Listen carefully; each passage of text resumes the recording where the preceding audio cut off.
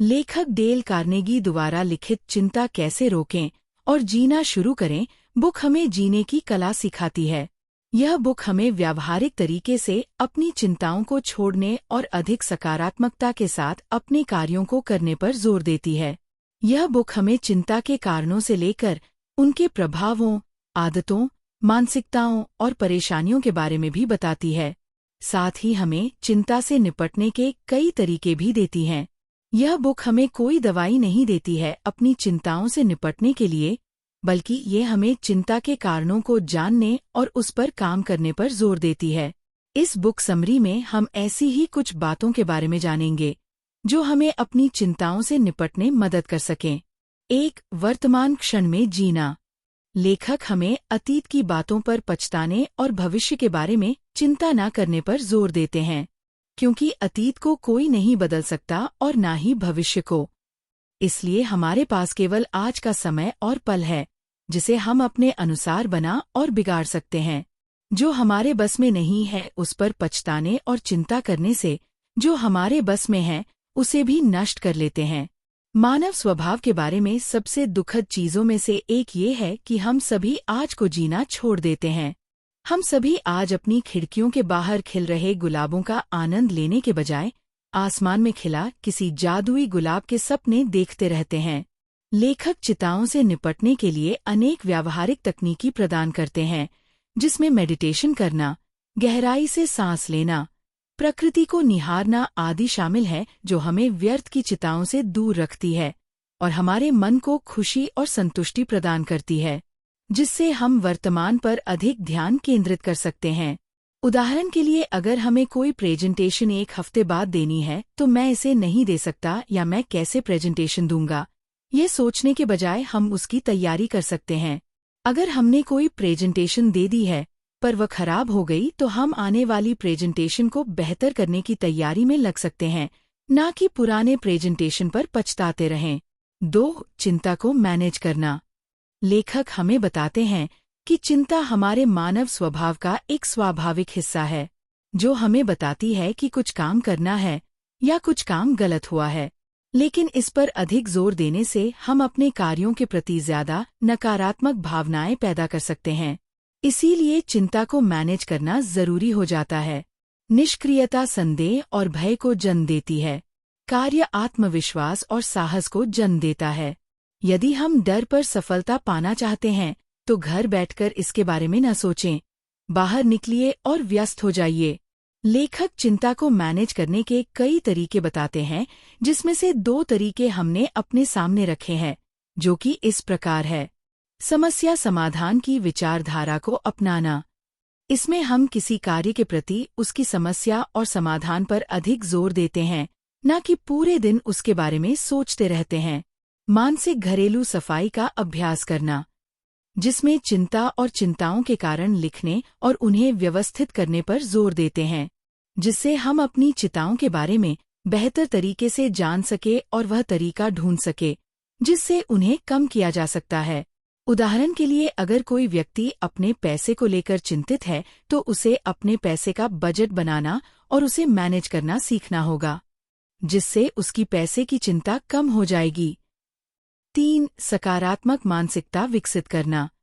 लेखक का मानना है कि हम जिस तरह से सोचते हैं और दुनिया को समझते हैं, उसका हमारी मानसिकता और भावनात्मक विकास में बहुत प्रभाव पड़ता है। इसीलिए सकारात्मक दृष्टिकोण अपनाने से हम चिंताओं पर काबू पाना और अपने जीवन को बेहतर बनाना सीख सकते हैं। लेखक सकारात्मक मानसिकता विकसित करने के 7 सिद्धांत बताते हैं, जो इस प्रकार है।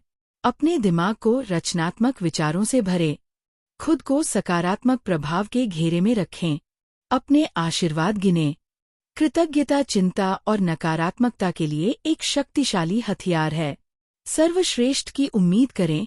सर्वश्रेष्ठ की उम्मीद करके हम चुनौतियों का सामना करने का आत्मविश्वास पाते हैं। सफलता की कल्पना करें। दूसरों के लिए दयालुता और उदारता का अभ्यास करें। छोटी छोटी बातों पर समय और ऊर्जा बर्बाद ना करें। एक सकारात्मक दृष्टिकोण न केवल मानसिक और भावनात्मक कल्याण को बढ़ाता है, बल्कि विकास और पूर्ति के लिए नए अवसर और संभावनाएं के द्वार भी खोल देता है। उदाहरण के लिए हमें अपनी असफलताओं पर ध्यान केंद्रित करने के बजाय अपनी ताकतों और पिछली सफलताओं पर ध्यान केंद्रित करना चाहिए, जिससे हम कर सकते हैं कि भावना प्राप्त हो और हम सफलता की ओर आगे बढ़ते रहें। 4. आलोचना के डर पर काबू पाना। आलोचना का डर कई व्यक्तियों के लिए चिंता और बेचैनी का एक सामान्य स्रोत है, क्योंकि सामने वाला भी नहीं जानता कि जो बात वह कह रहा है उसे हम आलोचना के रूप में देखेंगे या एक अवसर के रूप में। लेखक आलोचना के डर पर काबू पाने के लिए 4 रणनीतियां बताते हैं, जो इस प्रकार हैं। आत्मविश्वास और लचीलापन पैदा करना। हम सभी जानते हैं कि हमारे अंदर कुछ कमजोरियां और कुछ ताकतें होती है। लेखक हमें अपनी कमजोरियों पर काम करने और अपनी ताकतों के बारे में और अधिक जानने पर जोर देते हैं। विकास की मानसिकता अपनाना। लेखक इस बात पर जोर देते हैं कि हम आलोचना को हमले की जगह सीखने के अवसर के रूप में भी देख सकते हैं, क्योंकि ऐसे बहुत कम लोग मिलते हैं जो आपके अंदर कमियां दिखाने का साहस रखते हैं। आलोचनाओं पर ध्यान न देना। हर आलोचना पर ध्यान देना जरूरी नहीं होता, इसीलिए हमें इन्हें इग्नोर करना भी आना चाहिए, जिससे जब हमारी कोई आलोचना करता है तो हम उस पर क्रोधित ना हो और अपने काम पर ध्यान देते हैं। आलोचना के कारण पर ध्यान दें। आलोचना का कारण हमें बेहतर बनने में मदद करता है, लेकिन कभी कभी सामने वाले व्यक्ति का व्यक्तित्व ही आलोचक होता है, जिसके कारण वह हमारी आलोचना कर रहा होता है। उदाहरण के लिए, यदि हम कोई रचनात्मक काम करते हैं और उसमें गलतियां निकलती है, तब कोई दूसरा हमारी आलोचना करता है, तब हमें उस व्यक्ति पर हमला करने के बजाय उस आलोचना से सीख सकते हैं और आगे बढ़ सकते हैं। 5. उत्पादकता और खुशहाली को बढ़ाना। चिंता और पछतावे पर अधिक ध्यान देने से हम अपनी उत्पादकता और खुशहाली को नष्ट कर देते हैं, क्योंकि हमारे पास उनके लिए सोचने का वक्त ही नहीं होता है। लेखक अपने नजरिए को बदलने पर अधिक जोर देते हैं। याद रखें, आज वह कल है जिसकी हमें कल चिंता थी। उत्पादकता और खुशहाली बढ़ाने के लेखक ने 3 सिद्धांत बताए हैं, जो इस प्रकार हैं। अपने समय को मैनेज करना। लेखक इस बात पर जोर देते हैं कि अपने कामों को व्यवस्थित करके उन्हें एक एक कर समय देते रहें, ताकि वह पूरे हो सके, जिससे हमारी सफलता की उम्मीदें बढ़ जाती है और हमें अधिक चिंता और पछताने की आवश्यकता भी नहीं होती है। खुद के प्रति सचेत रहना। लेखक हमें शारीरिक और मानसिक स्वास्थ्य को बढ़ावा देने वाली गतिविधियों को प्राथमिकता देने पर जोर देते हैं, जिसमें नियमित व्यायाम करना, पर्याप्त नींद लेना और ध्यान या गहरी सांस लेना जैसी क्रियाएं शामिल है। सकारात्मक आदतें और दिनचर्या विकसित करना। लेखक अपनी उत्पादकता बढ़ाने के लिए दैनिक दिनचर्या और आदतों का सहारा लेने पर जोर देते हैं, जिससे हम स्वस्थ आदतें और दिनचर्या बनाकर जीवन के सभी क्षेत्रों में आगे बढ़ सकते हैं। निष्कर्ष।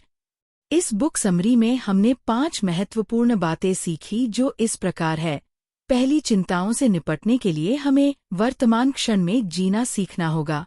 दूसरी, किसी काम के प्रति चिंतित होना स्वाभाविक है, लेकिन अधिक इस पर ध्यान देने से उस काम की ऊर्जा को नष्ट कर सकती हैं। तीसरी, सकारात्मक मानसिकता विकसित करने से हम अपने काम पर अधिक ध्यान देते हैं, न कि चिंताओं पर। चौथी, आलोचना का डर हमारे भविष्य को नष्ट भी कर सकता है और बना भी सकता है। और 5वीं, उत्पादकता और खुशहाली बढ़ाने के लिए हमें अपने घर से बाहर निकलना होगा और अपने कामों में व्यस्त हो जाना होगा।